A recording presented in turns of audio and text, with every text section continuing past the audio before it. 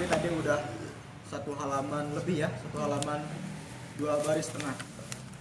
Dan alhamdulillah sudah masuk ke juz 2 di surat Al-Baqarah. Mudah-mudahan kita semua diberikan keistiqomahan untuk selalu berinteraksi dengan Al-Quran. Bismillahirrahmanirrahim. Alhamdulillahirabbil alamin wa bihi nasta'in wa ala umuri dunya waddin. Wassalatu wassalamu ala asrofil anbiya'i wal mursalin wa ala alihi wa ashabihi wa man tabi'ahum bi ihsanin ila yaumiddin. Asyhadu an la ilaha illallah wahdahu la syarikalah wa asyhadu anna Muhammadan abduhu wa rasuluh alladzi la nabiyya wa la rasula ba'dah. Allahumma shalli wa sallim wa barik ala Muhammadin wa ala alihi wa ashabihi wa umat. Optimalkan nikmat itu, mampu menggunakan karunia nikmat itu kepada jalan kebaikan ibadah. Salah satu ibadah yang mulia di sisi Allah Subhanahu wa taala adalah melangkahkan kaki kita ke majelis ilmu. Mudah-mudahan kita mendapatkan ridha Allah dan mudah-mudahan kita mendapatkan maghfirah Allah Subhanahu wa taala. Sebelum kita ke materi tentang adab, kita terlebih dahulu, nanti kalau setiap jadwal saya kita akan tadabbur ayat kajiannya. Sebelum ke materi tadabbur ayat tadi di surat Al-Baqarah, dengan segala hal-hal yang menyangkutnya dunia, maka yang mampu memberikan ketenangan batin itu adalah sifat Allah, nasihat Allah. Dari mana kita bisa mendapatkan nasihat Allah? Di Al-Quran. Bagaimana kita bisa mendapatkan nasihat Allah? Kalau kita tidak membacanya, kalau kita tidak merenunginya, kalau kita tidak mentadaburinya, bagaimana mungkin orang itu bisa bersemangat ibadah kalau dia tidak suka membacanya atau mengkajinya atau merenungkannya? Atau dengan cara yang lain, misalkan kita lagi malas, ini lagi futur, bahasa aktivisme, lagi lesu, lagi waraream ibadah teh, sholat males, ngaji males. Kita misalkan ketika buka Instagram atau buka sosial media lah, misalkan tiba-tiba ada ceramah pendek atau tausiah pendek tentang nasihat. Kemudian kita merasa, tersentuh. Jadi akhirnya kita jadi semangat lagi. Itu adalah alamat sibghatullah, celupan warna ilahi atau bisa disebut inspirasi atau motivasi, atau juga bisa disebut yang bisa menyadarkan kesadaran hati nurani kita. Karena sebetulnya manusia itu pada dasarnya cenderung suka kepada kebaikan-kebaikan. Tapi kenapa ada manusia yang kemudian tidak konsisten atau tidak istiqomah kepada kebaikan? Karena faktor dosa. Orang ningali jalmi anu resep salat, resep ngaji, kira-kira jeung jalmi anu teu resep salat jeung nu teu resep ngaji, kira-kira pagawean pidosana loba kana nu mana? Kalau secara kuantitas pasti loba kene anu jalmi nu teu salat, nu tara ngaji. Lain berarti jalmi nu sering salat, sering ngaji tara ngalakuin dosa henteu. Tapi dia mampu untuk bisa mengerem atau mampu kemudian bisa menutupi keburukannya itu dengan kebaikan. Karena al-hasanat yudhibnas sayiat. Kebaikan itu bisa menghapus atau menghancurkan atau membakar atau menghilangkan as-sayiat. As-sayiat itu adalah keburukan atau dosa. Jadi kalau misalkan kita terjatuh kepada kesalahan atau dosa, kemaksiatan atau dosa, segera kita melakukan kebaikan, apapun itu yang bisa kita mampu lakukan. Contoh baca Al-Quran misalkan, atau sedekah. Karena itu di sisi kita istilahnya bisa mengendalikan semangat kita lagi, juga kita insya Allah itu akan terhapus dengan kebaikan yang kita lakukan. Ya, jadi awas nih, jalmi nu katingali soleh atau soleha sanes nu tara maksiat atau berbuat dosa, atau dia dalam kesehariannya selalu lurus, enggak. Tapi pasti terperangkap ke dalam dosa, itu pasti. Karena ini sudah menjadi sunnatullah. Dalam sebuah riwayat, al insanu makhlul khata' wa nisyan. Jadi manusia itu sifat yang melekat pada dirinya adalah al-khata wa nisyan, salah jeung hilaf. Apa tadi? Al-khata wa nisyan. Manusia itu pasti punya dua sifat ini. Apapun pangkat jabatannya, statusnya apapun itu, status sosialnya bagaimanapun, mau keilmuannya tinggi atau biasa aja, tetap pasti jatuh kepada kesalahan dan lupa. Karena al-insan, dia sebagai manusia. Ya, jadi sibghatullah, wa man ahsanu minallahi sibghah. Dan adakah yang lebih baik dari sibghatullah, dari nasihat Allah? Adakah yang lebih baik yang bisa membuat kita jadi termotivasi, semangat untuk melakukan kebaikan selain motivasi dari Allah? Ada. Mana? Dari siapa? Dari anak, Dari anak, dari diri sendiri, dari diri sendiri. dari orang lain. Ulangi lagi pertanyaannya, Bu. Kan di terjemahnya, coba yang ada terjemahnya, takut saya salah, silakan baca. Buka. Waman ahsanu minallahi sibghah. Siapa yang lebih baik sibghah daripada Nah, ya kalau di cara bahasa lebih ininya, apakah ada nasihat yang lebih baik dari nasihat Allah? Tidak ada. Jawabannya pasti tidak ada. Misalkan ada salah satu anggota keluarga kita yang dia itu kalau kita ajak kepada kebaikan atau kita ajak kepada untuk melaksanakan ibadah, hese misalkan kurang diparenta, diajak, dinasehatan. Tapi kalau Allah belum menurunkan hidayah, susah. Karena tugas kita memang bukan untuk memberikan hidayah, tapi menjadi wasilah hidayah. Awas kadenya, komo-komo orang manusia biasa. Sekelas Nabi Nuh alaihissalam pun tidak mendapatkan jaminan dari Allah untuk bisa menarik anaknya mendapatkan hidayatul Islam atau menjadi orang beriman. Sekelas Nabi Nuh. Nabi ya, komo orang-orang itu. Ya.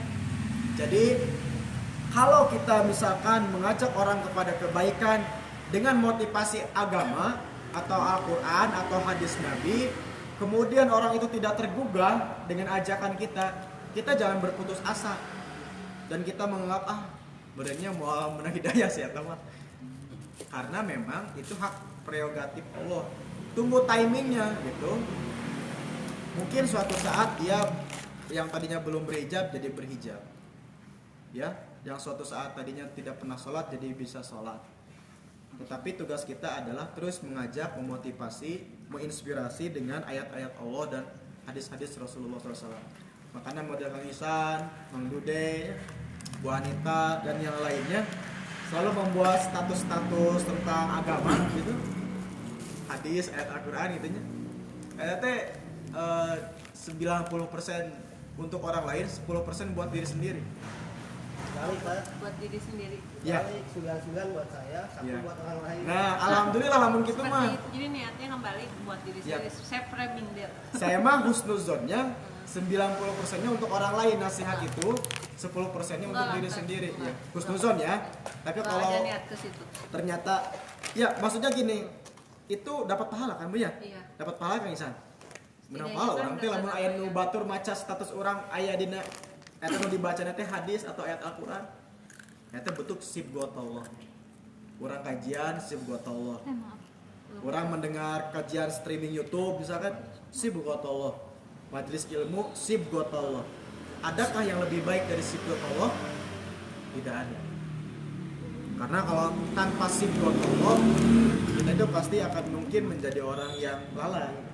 Kita mungkin bisa menjadi orang yang jauh daripada nasihat-nasihat Allah, jauh daripada ayat-ayat Allah, jauh daripada hadis-hadis Rasulullah SAW. Makanya beruntunglah kita bisa hadir ke kajian ini, nikmat yang sangat luar biasa. Yang mungkin kalau dilihat secara materi mah kurang kenalnya mending sare di imah gitu. Kajian hujan horea monggo kan gitu. Tapi itu cara kita untuk terus supaya bisa keimanan kita ini stabil, supaya kita selalu semangat untuk kedepannya. Karena di zaman sahabat Nabi pun, Nabi itu memberikan nasihat kepada para sahabatnya itu memang nggak tiap hari, enggak. Sunahnya memang dalam seminggu itu 2 kali. Jadi Nabi memotivasi para sahabatnya untuk terus semangat dalam beribadah di hari Jumat dan di hari Senin. Lagi di mancing senenya udah. Tapi itu sawios banget tiap hari oke tenang sawios gitu. Karena beda atau kelas level orang yang sahabat Nabi mah. Ai sahabat-sahabat Nabi mah saminggu 2 kali teh. Karena langsung ningali Nabi sosok naya. Iya. Ai orang Rindu nama. jadi tong berkecil hati jadi akhirnya kasinggu Cina saminggu 2 kali mau tiap hari gak bangun subuhna. Gitu aduh. Kayak baru beli mungkin satu sare lagi. Halo. Ayah, mang, ayah. Wing. Ya, wa nahnu lahu abidun. Apa artinya? Wa nahnu dan kami lahu abidun. Nyembah. Kepadanya kami menyembah. Dan kepadanya kami menyembah. Jadi menyembah itu kan bisa disebut dengan ibadah. Jadi pengertian abidun di situ menyembah Allah itu bukan sebatas kepada sholat 5 waktu atau membaca Al-Quran, tapi segala hal yang mencakup aktivitas itu adalah baik, itu bisa bernilai ibadah. Jadi kenapa kita penting untuk mendapatkan sibghatullah, nasihat Allah, supaya kita itu istiqomah dalam ibadah atau menjalankan kebaikan. Ya, itu tadabbur dari surat Al-Baqarah ayat 138. Jadi mudah-mudahan Sebagai nasihat ya Pak. sebagai Intinya. nasihat dari Allah. Sebagai nasihat. Jadi bagaimanapun caranya sebisa mungkin, makanya pamegat makan ayat Jumatan saminggu sekali. Ayah ibu-ibu ayat itu Jumatan tak ya kan? Tapi ibu-ibu itu kenapa nggak ada sholat Jumat? Karena nih catatan buat kita semua laki-laki, karena yang lebih bertanggung jawab terhadap keimanan seorang istri itu adalah suami. Jadi kalau teman-teman pernah dengar ceramahnya Ustadz Abdul Somad, Ustadz Abdul Somad itu di masa kecilnya ketika beliau itu di usia remaja, ketika setiap Jumat pulang melaksanakan sholat itu selalu menceritakan khutbah yang dia dengar dari masjid yang dia sholat Jumat itu kepada ibunya. Di sisi lain Bapak Ustadz Abdul Somad juga pasti menceritakan kepada ibunya Ustadz Abdul Somad. Jadi jangan merasa ada perempuan mati ayat Jumatan itu keingin nasihat. Kan ada suami. Fahmi, kita tuh mendengarkannya mah wajib ya kan? Mendengarkan khutbahnya. Khutbahnya Ya, sebagai perempuan. bagi yang mampu. Kayak bagikan perempuan mendengarkan nih. Nanti teh kata Ustadz ya, waktu Ustadz Fahmi lah perempuan teh kan juga harusnya bisa mendengarkan apa khutbah Jumat itu. Mungkin maksud dari Ustadz Fahmi itu adalah ketika perempuan itu dalam kondisi memang hadir di tempat itu. Misalkan sholat Jumatan dikeluarkan kan ayah bunya Iya, beberapa masjid anu speaker teh dikeluarkan Iya, khutbah Jumatan. Upami orang ngadangu mah nya urang ngadangukeun.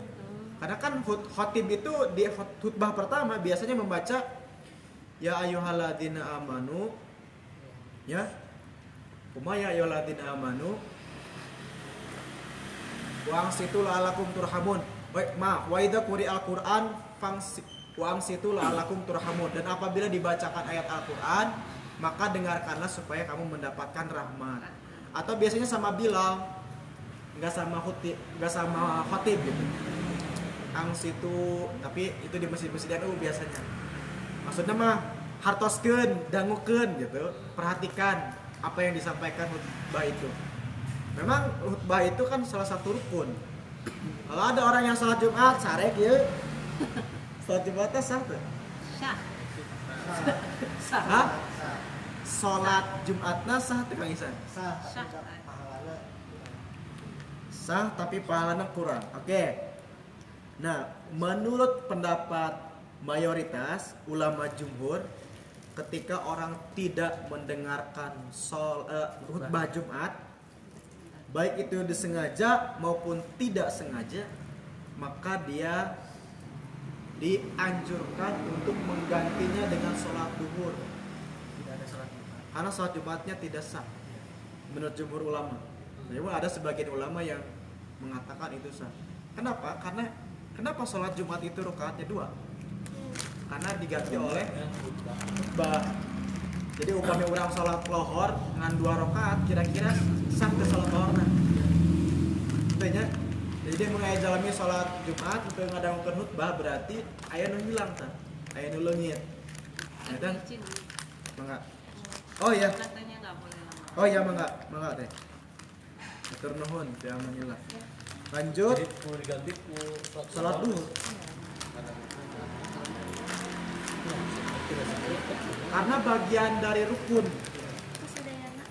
Nah, bagian dari rukun sholat Jumat, di samping memang kalau misalkan jangankan yang tidak mendengarkan khutbah, orang di beberapa tempat ya, saya pernah terutama di masjid-masjid NU, setelah beres sholat Jumatnya sholat lohor deui. Kang Dika katos ngalaman. Ya. Habisin, Mbak. Sholat lohor 4 rakaat itu. Sholatnya 4 rakaat tapi padahal mah atau sholat Jumat teh. Ada yang dihabisin. Ini di dalam madhab fikih Syafi'i karena memang kekhawatiran kalau di madhab Syafi'i itu sahnya sholat Jumat itu ketika jamaahnya berjumlah 40 orang. Kalau dikhawatirkan kurang dari 40 orang, makanya menutupinya, menyempurnakannya dengan sholat duhur 4 rakaat. Ya. Tapi tetap kalau Step misalkan tau bahas sholat Jumat yang bagiannya usah dosep. Bagiannya usah dosep. Punten usah dosep. Usah dosep puntennya atau fikih ibadah mah kayak bahas. Oke. Lanjut teman-teman kepada materi yang sudah pernah disampaikan. Mohon maaf karena tadi saya ke fotokopi udah tutup ya. Kalau saya mau di print tadi teh. Saya kirim ke WA nggak apa-apa? Nggak apa-apa, Tad. Ke Bang Dude dulu komandan. Langsung aja, Tad. Kembali Stato. Iya. tulis Oh. apa ya? Langsung share aja. Ya siap. Jadi masih ingat teman-teman adab kepada orang tua itu apa saja? Ketika kita kajian di Ada. Dimsum Dude di Banjaran. Coba Bu dibacakan lagi Bu. Emogene tuh. ada seorang muslim terhadap orang tua. Satu, tidak memandang dengan tatapan tajam. Terus langsung baca aja poin-poinnya Bu. Ya. Dua, Dua. tidak mendahulukan bicara. Tiga, berbicara dengan nada yang lembut. Empat, tidak duduk di depan orang tua saat mereka berdiri. Lima, selalu mendahulukan orang tua. Enam, meminta maaf. Tujuh, selalu berkata baik. 8. Menafkahi orang tua. 9. Selalu mendoakan. 10. Menjaga silaturahmi. Ya, alhamdulillah. Jadi itulah 10 poin adab kita kepada orang tua. Memang kita juga mungkin belum bisa sempurna ya melaksanakan itu semua. Kita juga mungkin masih berusaha untuk bisa melaksanakan itu dengan sempurna. Tapi ya ketika kita berusaha itulah insya Allah Allah memberikan pahala yang berlipat. Jadi kalau berbicara apakah kita ini sudah menjadi seorang anak yang berbakti kepada orang tua atau belum, ya kita jawabannya ya ada di diri kita masing-masing.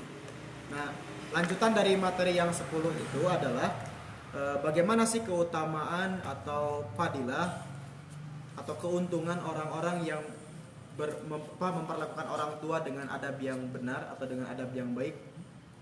Jadi di antara yang tadi dibacakan oleh Bu Anita adalah kita itu harus kalau berbicara harus merendahkan suara ya. Kalau kita berhadapan dengan orang tua, kita tidak boleh menatap dengan tatapan wajah yang sinis, tajam. Orang tua teh. Teman-teman pernah kemarin di episode ILC terakhir ya ada kisah seorang ibu membunuh anaknya ya. Suami bunuh istri, istri bunuh anak. Ya. Terjadi di Indonesia. Banyak tadi di tahun 2000 ini mah. Ya. Stres gara-gara daring. Dan banyak bukan hanya itu sebenarnya Iya, ya, faktornya maksudnya banyak. ada ya, banyak. Dan pernah terjadi kemarin 2 minggu kemarin kalau nggak salah beritanya, saya lihat berita di Sulawesi itu ada seorang anak minta uang kepada ibunya untuk Jajan. ya jajan minuman sebenarnya, Iya, Mas. mabok lah ya. Itu diberek kolotna teh. Si kolotna dianiaya, dibakar orang tuanya. Ada seorang anak minta gadget, dibeliin gadget yang baru, tidak dikasih sama orang tuanya, kemudian orang tuanya dibunuh. Jadi naudzubillah summa naudzubillah, mudah-mudahan itu tidak terjadi kepada keluarga kita semua. Ya, Amin, ya Allah. makanya kita sebelum ya kita ini adalah mungkin yang sudah menjadi orang tua atau sudah menjadi orang tua pun tetap statusnya masih seorang anak ya. Kita punya orang tua. Terus kita belajar memperbaiki diri, melakukan yang lebih baik lagi untuk bisa memperlakukan orang tua kita dengan sempurna. Karena orang tua itu adalah dua manusia ya, ayah dan ibu kita yang begitu sangat berjasa di dalam kehidupan kita. Ya, jadi keutamaan adab kepada orang tua itu yang pertama adalah afdalu amal. Amal yang paling besar pahalanya itu adalah berbuat baik kepada kedua orang tua. Suatu ketika sahabat Ibnu Mas'ud radhiyallahu anhu bertanya kepada Nabi, "Ayul a'mal afdalu?" Amal apa wahai Rasul yang paling utama? Kemudian Rasul menjawab, lihat ya di yang sudah dikirim riwayat hadisnya, as-salatu ala waqtiha. Jadi amalan yang pertama yang di sisi Allah itu sangat besar pahalanya adalah afdalus salat fi awal waqtiha ya. Ala waqtiha. Melaksanakan salat di awal waktu. Afdalus salat ala waqtiha. Melaksanakan sholat di awal waktu itu adalah amal yang paling utama. Kalau orang yang melaksanakan sholat di pertengahan waktu atau di akhir waktu, itu tetap bisa disebut ibadah tidak? Ibadah. Tetap bisa disebut ibadah kan? Tapi tidak mendapatkan keutamaan pahala sholatnya. Kalau orang misalkan sholat duhur di jam 12, kalau adanya jam 12, berarti dia mendapatkan pahala yang besar dari dia melaksanakan sholat di awal waktu. Dan ini ya menjadi amalan yang bisa menyelamatkan kita dari api neraka. Karena amal yang pertama dihisab di sisi Allah itu adalah as-sholat. Kumaha bageuna jelema, sakumaha hebatna amalna, mun sholatna teu bener, mun sholatna teu sampurna, orang itu bisa mendapatkan celaka. Andri rajin sholat berjamaah ke masjid, itu luar biasa. Ya, di sisi amalan yang lain yang mungkin tersembunyi, ya amal baiknya. Jadi Mang Dude yang suka memberikan alarm di grup Majelis Sato untuk bisa melaksanakan sholat berjamaah itu sangat luar biasa karena afdalu a'mal. Atau orang teraskan dulu lah. Oh, gitu siapa? Ya, gili. Gue teraskan dulu, Andri. Bisi poho. Ya bisa poho, ya sok mana. Sok lanjang lah. Lajang heula atau Lanjang lah. ya. Nah, kemudian di riwayat Nabi ini ya. Kemudian sahabat Ibnu Mas'ud berkata lagi, qala qultu summa ai. Qala qultu summa ai. Kemudian apa wahai Nabi amal yang utama itu? Ya, kemudian Nabi menjawab birrul walidain. Birrul walidain itu, bir itu adalah kebaikan, al walidain itu adalah orang tua. Jadi berbuat baik kepada orang tua itu adalah amalan yang utama, pahalanya besar, kedua setelah orang melaksanakan sholat di awal waktu.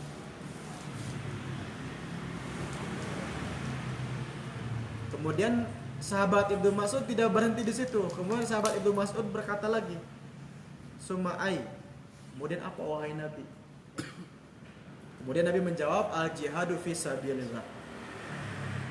Berjuang di jalan Allah itu adalah amalan ya memiliki keutamaan yang sangat besar di sisi Allah. Apa itu jihad? Al-jihad, jihad itu pengertiannya luas ya. Bukan hanya orang yang mengangkat senjata, bukan hanya orang yang berperang. Kalau jihad itu bisa diartikan kalau di dalam surat As-Saff, jadi jihad itu bi amwalikum wa anfusikum dzalikum khairul lakum in kuntum ta'lamun. Jadi di dalam surat As-Saff itu surat ke-60 ya, di juz 28, jihad itu bisa dengan amwal wa anfus. Nah, kalau orang berperang membela agama di Palestina misalkan, atau di Suriah atau di negeri Syam, berarti dia sedang berjihad dengan apa? Jiwanya ya, dengan dirinya, nafsu. Kemudian ada orang yang berjihad dengan harta. Orang membangun masjid misalkan, membangun pesantren, membangun sekolah, itu dia sedang berjihad di jalan Allah. Membuat rumah tahfidz Al-Quran, membuat rumah wakaf misalkan ya, atau mewakafkan air, atau mewakafkan lahan-lahan buat kebaikan, itu juga sedang berjihad. Nah, jadi jihad itu pengertiannya luas. Tapi kalau di Indonesia mah seolah-olah kata jihad cenderungnya lebih ke terorisnya, anarkisme, radikal. Padahal jihad itu bahasa Allah, bukan bahasa teroris. Lalu orang ngadangu kata jihad di Indonesia biasanya diidentikan jeung teroris. Padahal kata jihad itu adalah banyak sekali di dalam ayat-ayat Al-Quran. Di dalam hadis-hadis Nabi banyak kata jihad itu. Bu Anita datang dari Cijerah sampai ke Cijaura itu jihad. Jihad untuk mencari ilmu. Pak Yus di mana? Ciwasra kan? Ciwasra, alhamdulillahnya lumayan tebih oge mun jalan mah. Mun mapa makan tebih ka Ciwasra teh. Karasan ngapung. Jihad oge sami ka Isan pangtebina beureun sami sareng Bu Anita di Kabupaten Bandung. Mati baru ya. Mati baru. Jihad di Balai Endah ka dieu untuk talabul ilmi. Fisabilillah.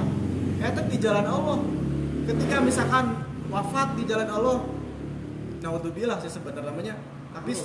Tapi mana ada orang yang gak mau meninggal di jalan Allah?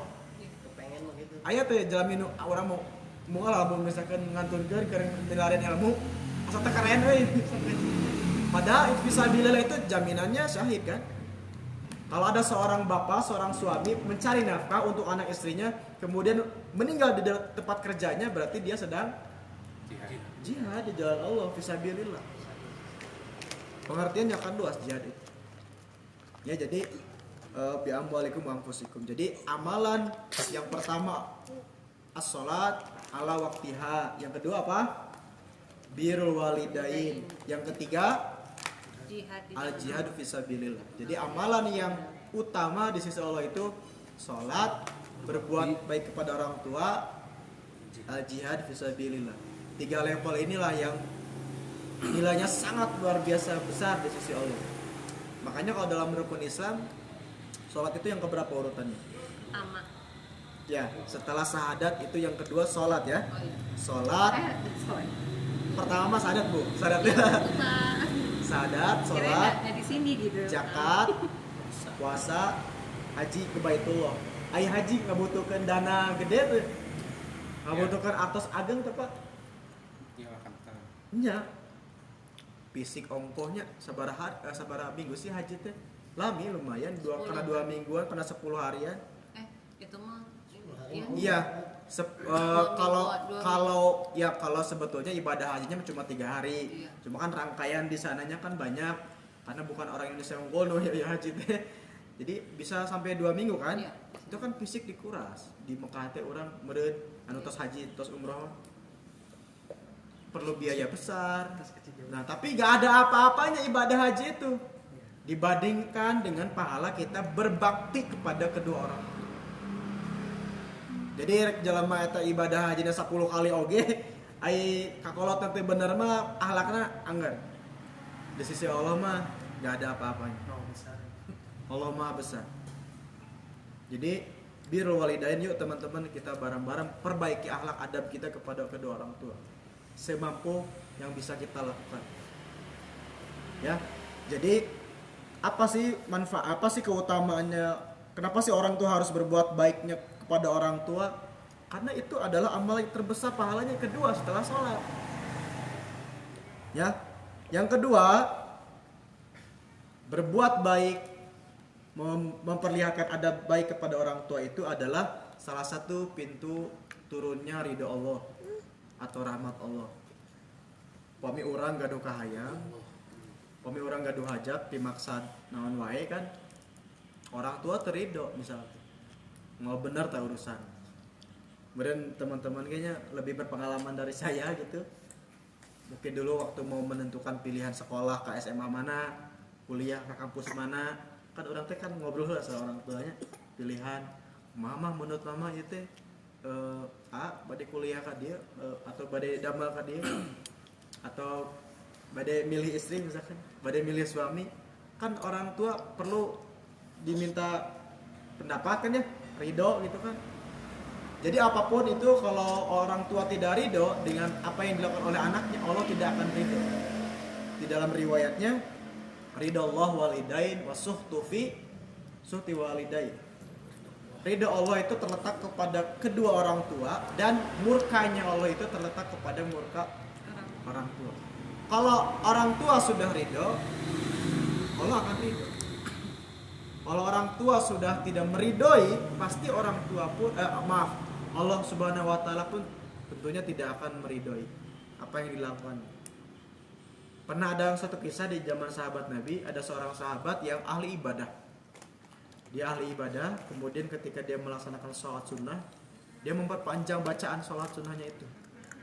Tapi kemudian ibunya itu memanggil, mun bahasa orang mah jang, misalkan ceng, mama yang kematosan sakadap, sholat terus. Dia menganggap bahwa sholat sunnahnya itu adalah ya memang betul kan, sholat sunnah itu ibadah. Utamanya pahalanya banyak kalau bacaan Al-Qur'annya lebih panjang lagi. Kemudian dia menghiraukan panggilan orang tuanya. Kemudian si anak ini tidak membatalkan sholatnya karena dia menganggap sedang dalam keadaan sholat kan. Kemudian si ibu ini mengadu kepada Nabi, ya Rasulullah, anakku telah berbuat sesuatu yang tidak aku sukai. Kemudian Nabi mengatakan bahwa jadi ya kalau dibahasakan dengan bahasa kita sendiri gitu ya, ibadahmu itu tidak bernilai apa-apanya dengan ketika kamu menuruti perintah orang tuamu.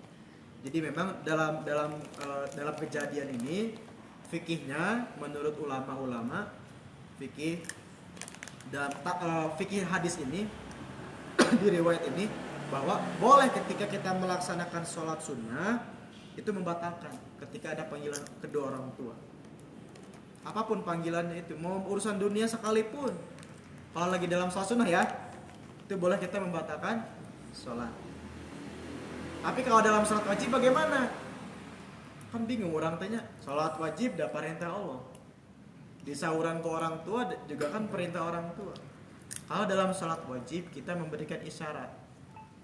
Misalkan kita lagi mau ruku, Allahu Akbar, misalkan si pintu kamarnya lagi ditutup gitu kan. Kita memberikan isyarat kepada orang tua supaya orang tua pun lebih mengerti dan memahami kondisi kita sedang melaksanakan sholat. Dan di sini juga orang tua perlu paham gitu ya, bahwa kalau dalam sholat wajib mah ya memang tidak ada keringanan. Jelas ya teman-teman, kita persingkat saja, udah 9:30.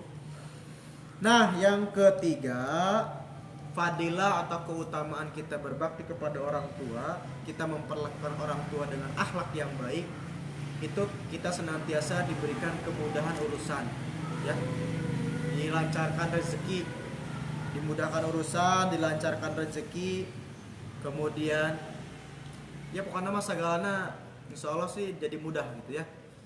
Kita punya tujuan harapan apapun tuh insya Allah akan diberikan kemudahan oleh Allah Subhanahu wa taala. Kalau orang tua itu senang dengan akhlak, perlakuan kita kepada mereka. Jadi pernah ada satu kisah di zaman Bani Israel, ada seseorang yang terkurung dalam gua. Kemudian 3 orang itu saling berbincang-bincang, ngobrol gitu ya. intinya dalam percakapan mereka tiga pemuda itu dalam riwayatnya sangat panjang di sini, nanti teman-teman bisa baca. Cuma yang dikutip di riwayat ini adalah seorang pemuda, seorang suami yang suka memeras susu kambing dan mempersembahkannya untuk kedua orang tuanya. Padahal si lelaki ini punya anak istri. Dia punya istri, punya 3 anak. Tapi dalam kesehariannya itu dia selalu mengistimewakan orang tuanya untuk diberi susu hasil perahannya. Bahkan diceritakan di riwayat ini pernah dia suatu ketika di malam hari kedua orang tuanya sudah tertidur, kemudian dia hendak ngasih susu kepada orang tuanya, tapi orang tuanya sudah tidur. Nah, di waktu yang sama anaknya menangis, ingin minum susu. Tapi sang suami ini menunggu sampai esok hari, sampai orang tuanya bangun untuk dipersembahkan kepada orang tuanya. Insya Allah ya, saking sayangnya taat, patuh, soleh ke orang tua, dia tidak menghiraukan bukan tidak menghiraukan, maaf, bahasanya lebih mengutamakan orang tua gitu ya dibanding anak istrinya. Ini untuk catatan suami atau laki-laki. Tapi kalau istri beda. Kalau seorang istri lebih utamanya itu mengutamakan suami dibandingkan dengan orang tua. Hak-haknya itu yang harus lebih dahulu diutamakan itu adalah suami. Kalau orang tua itu karena untuk perempuan mah karena ya keridoannya juga ada di ridho suami. Ya kalau ini kan kasusnya kan laki-laki kan seorang suami. Nah, maka pintu gua yang tertutup itu kemudian terbuka. Inilah disebut dengan tawasul bi amali sholih. Tawasul jeung amal soleh boleh nggak sih hukumnya? Boleh. Misalkan orang ya sedang mendapatkan ujian kesulitan, apapun itu kesulitannya, masalah yang sangat pelik gitu ya. Kemudian kita sholat 2 rakaat bermunajat kepada Allah. Ya Allah, dulu saya pernah sodakoh kepada seseorang yang sangat sedang membutuhkan ya Allah, dan saya memberikannya ikhlas karenamu ya Allah, mengharap ridhomu. Jika itu adalah amalan terbaik hamba yang pernah hamba lakukan, bukakanlah pintu solusi dari masalah hamba ini. Boleh nggak seperti itu? Boleh. Hukum bertawasul dengan amal kebaikan yang pernah dilakukan. Di mana dasarnya? Ya, riwayat di zaman Bani Israil pernah ada seorang laki-laki yang terjebak dalam sebuah gua. Makanya kalau misalkan kita ya sedang punya kesulitan, masalah gitu, kita boleh bertawasul dengan amal kita, kebaikan yang pernah kita lakukan. Tapi ngomongnya hanya ya kita mencurahkannya hanya kepada Allah, jangan di depan orang lain. Mesti update, bahaya. Ada status. Nah inilah manfaatnya kita kalau beramal itu harus ikhlas. Ya, bukan banyaknya sih amal itu, tapi ikhlasnya. Tapi lebih bagus banyak dan ikhlas, gitu kan? Orang sedekah 50.000 tapi diomong-omongkeun misalkan diupdatekeun. Hai guys. Hey guys, gue sedekah guys. Ya. Semoga Guys, ini sedekah guys. Tapi teman-teman boleh aja sih sebetulnya mau disiarkan gitu ya, diupdatekeun, memotivasi orang lain boleh. Tapi kalau keseringan itu takut bahayanya di dalam hati Jadi kita. ria. Jadi ya itu. Padahal Sirianya udah Maaf, Bu. udah Siriana tuh cuti. Oh. Ya. Jadi bolehnya hukum kita bertawasul dengan amal soleh yang pernah kita lakukan boleh. Bahkan kalau di beberapa saudara kita dari kalangan Nahdiyin itu kan mereka kalau ada orang yang meninggal tawasulan, jenenge istilahnya teh tahlilan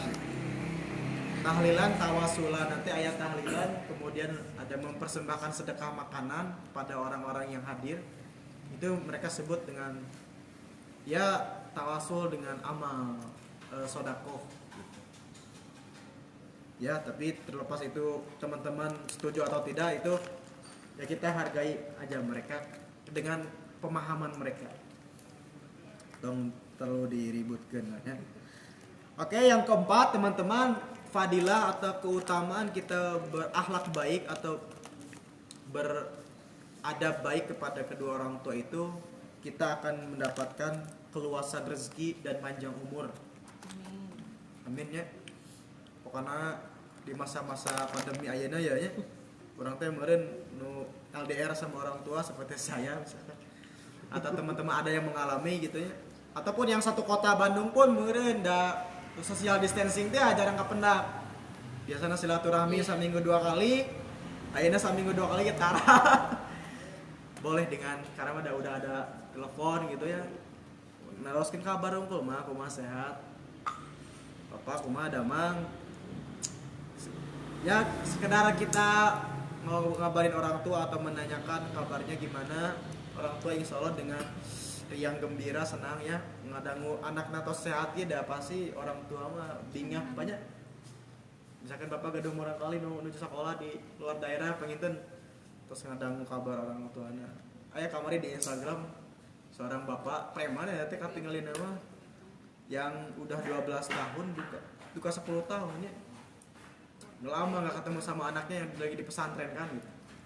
Nangis padahal tampangnya keker preman. Naluri yang kuat kepada seorang anak. Kebahagiaan orang tua itu ya bukan hanya melulu soal materi kan. Anaknya bisa berbuat baik pada orang tuanya dengan perlakuannya, komunikasinya baik gitu ya. Soalnya orang tua bisa ridho, bisa senang gitu ya. Karena definisi bahagia orang tua kan beda-beda. Tidak semua orang tua itu bisa merasa bahagia ketika mereka dicukupi dengan banyak materi, tidak. Banyak kok orang tua yang istilahnya mamah mah, bapak mah untuk minta balasan iya itu ti maneh. Cukup mama maneh teh jadi budak soleh. Pernah tuh ya cari aksen gitu ngadangu gitu. Mama jeung bapak mah ku anjeun jadi budak soleh geus bahagia bunga. Saya sering mendengar tuh ya karena saya wali kelas di sekolah itu yang kategorinya anak-anak SMK tuh yang laki-laki. Wah lumayan musingkeun gitu kan orang tuanya tuh kalau datang kan saya panggil kalau misalkan absennya banyak yang enggak hadir gitu. Tuh Pak cenah kumaha abdi teh kurang naon deui nya ka budak teh Pak hayang ieu dipasihan hayang ieu dipasihan. Ayo budak teh yang saleh unggul cenah. Keun da masa depan mah da abdi ge belum tentu manggihan cenah. Jadi teman-teman ya kita di sisi lain harus menjaga komunikasi yang baik dengan orang tua. Mun ngobrol nu nyeun orang tua teh senang gitu ya. Bahkan di sebuah riwayat yang lain kalau seorang anak itu bisa mengutas ya, bisa membuat orang tuanya tersenyum saja, itu malaikat rahmat turun. Ini keutamaannya. Jadi kalau kita berhadapan dengan orang tua kita, kemudian orang tua kita teh ketawa atau senyum gitu melihat kita, kemudian orang teh ngelakukan naon gitu ya. Malaikat rahmat turun menurunkan rahmat kepada anak tersebut. Tuh dugi ka malaikat rahmat we turun ya mun aya seorang ibu, seorang bapak yang merasa senang, senyum, ketawa misalkan ibu dak nyenangkeun lah ka orang tuanya. Karena pahalanya sangat luar biasa. Yang terakhir teman-teman, ini yang mungkin tujuan kita semua ya. Kita dalam berbuat baik kepada orang tua itu bukan sebatas semata-mata karena itu hal yang semestinya, tapi ada balasan yang besar dari Allah Subhanahu wa taala, yaitu kita akan Allah masukkan ke dalam jannahnya, dalam surganya. Surga di telapak kaki ibu, itulah hadis Nabi Muhammad. Nasib gitu tak lagunya, lagu anak-anak. Jadi kalau kita berbuat keburukan atau tidak berbuat baik kepada orang tua, atau hubungan kita dengan orang tua kita itu bermasalah, berarti kita telah menutup satu pintu kesempatan untuk mudah masuk ke dalam surga. al walidu awsato abwabil jannah. Jadi pintu surga yang paling baik itu adalah orang tua. Al walid, orang tua itu adalah satu pintu surga terbaik. Fa di dzalikal bab au faduhu. Nah, ketika kamu membiarkannya itu maksudnya menyanyiakannya, berbuat baik kepada orang tua, atau kamu menjaganya. Jadi ada pilihannya, hanya ada dua. Kita membiarkan orang tua tidak berlaku baik kepada orang tua, berarti kita sudah menutup satu pintu surga terbaik. Atau kita menjaganya, maksudnya berbuat baik kepada orang tua dengan adab-adab yang diajarkan oleh Islam, berarti kita sudah membuka satu pintu terbaik untuk masuk ke dalam surga.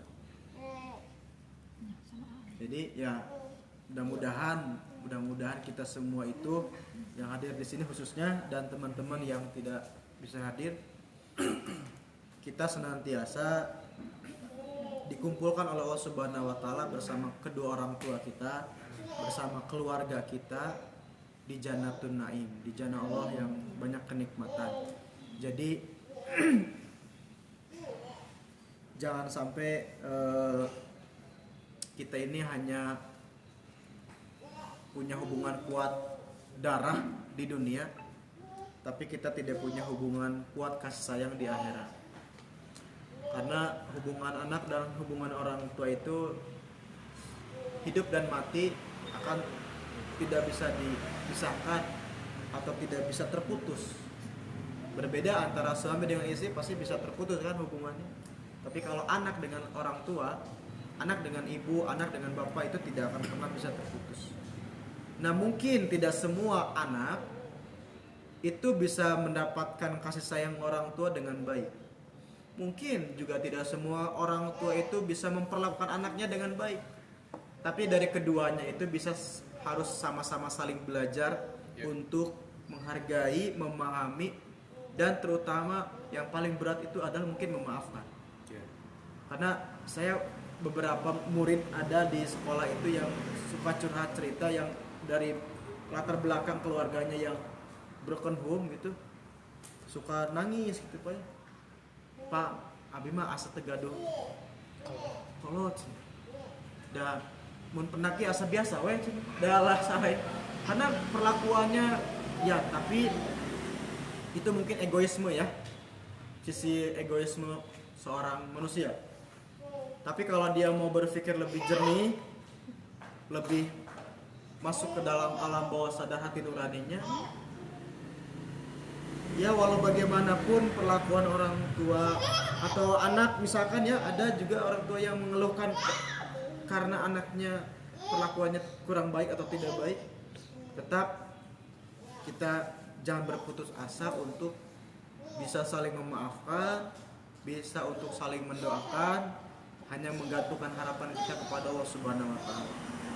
Yang hari ini diberikan ujian, punya masalah dengan orang tua, yang punya masalah dengan anak-anaknya, mudah-mudahan Allah satukan kembali hati-hatinya dalam hati yang ikhlas, dalam kasih sayang yang kuat, dan mudah-mudahan baik orang tua maupun anak-anaknya ketika dalam keadaan salah, Allah bukakan pintu hidayah, Allah hadirkan rasa kasih sayangnya untuk lebih peduli, perhatian, kasih sayang kepada anak atau kepada orang tuanya, sebaliknya seperti itu. Dan bersyukurlah teman-teman yang punya kedua orang tua yang masih hidup, jaga, rawat, yuk kita belajar untuk memaksimalkan mereka, ya ketaatan, kepatuhan kita kepada orang tua dengan adab-adab yang diajarkan oleh Islam. Karena itulah pintu terbaik kita untuk masuk ke dalam surganya Allah Subhanahu wa taala. Sakitu nu kopiatur hapunten lahir batin bila aya kalepatan. Walakum minkum. Assalamualaikum warahmatullahi wabarakatuh.